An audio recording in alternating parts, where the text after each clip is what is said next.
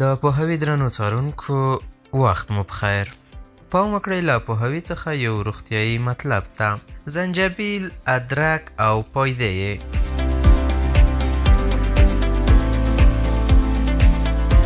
ادرک چې عربي کې ورته زنجبیل وایي یوه ګټوره غذا ده. دا د نړۍ له تر ټولو صحي او روغتیا بښونکو خوړو څخه ګڼل کیږي. وچ ادرک 2 کاله وخت لري. وروسته تر 2 کالو غذایي او طبیعي پایدې له منځه ځي. ادرک زیاتې پایدې لري. اول، بلغم، بادونه ورکوي، اعصاب قوي کوي، وزن کموي، دفاعي سیستم قوي کوي، په وینه کې کلسترول کموي، میکروبونه وژني، قای او د سر ګرځول سموي، د پخلي خوند ښه کوي او رګونه پراخوي.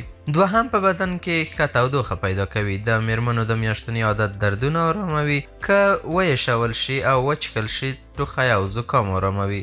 جنسي طاقت زیاتوي. ادرک د امیدوارو میرمنو اجایې ته ډیره ګټه رسوي. په ادرک کې موجود مغزي او بیولوژیکي ترکیبونه ستاسو د جسم او ذهن لپاره پراخې ګټې لري. دریم، ادرک د سی ویټامینو، مګنیزیمو، پوتاشیمو، میسو او مګنیزیمو یوه غوره سرچینه ده. په تاریخي توګه ادرک د هاضمې د سیستم د ناروغۍ او ناراحتیو په درملنه کې ډیر مؤثر ګڼل شوی. د بدن دفاعي سیستم پیاوړی کوي. څلورم، ادرک ډیر فعال خواص لري. اړتیا نشته چې ډیر وخوړل شي څو یې ګټه ترلاسه کړئ، بلکې په عادي خوړو کې یوه وړه ټوټه زنجبیل یا ادرک یا شونډ زیاتول کولی شي چې تاسو یې ګټه ترلاسه کړئ. پنځم، دا د وړو میکروبونو، ځینو باکتریاوو او فنګسونو په وړاندې چې د پوستکي ناروغۍ رامنځته کوي تاسې خوندي کولی شي. ادرک د التهاب ضد ډیر پیاوړي ترکیبونه لري.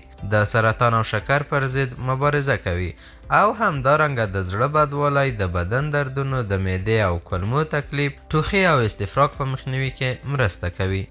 په عادي خوړو کې تازه ادرک په ډیر کم اندازه او په چای کې وچ ادرک په کمه اندازه د ورځې یو وخت په مړه یا په نهاره استعمالولی شئ.